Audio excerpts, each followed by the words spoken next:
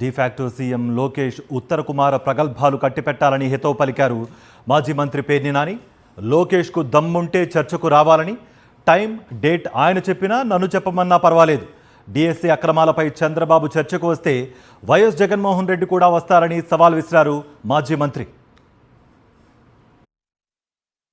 ఈ రాష్ట్రానికి మంత్రివి, మొదటిసారి ఎమ్మెల్యే మీరు చేసేది. అది మేము కూడా మంత్రులకు పెట్టిన వాళ్ళు ఉన్నాం. మేము వస్తామని చెప్పి సమయం చెప్పు, డేట్ చెప్పు, ప్లేస్ చెప్పు అని చెప్పి మేము కూడా ప్రతి సవాల్ చేసాం.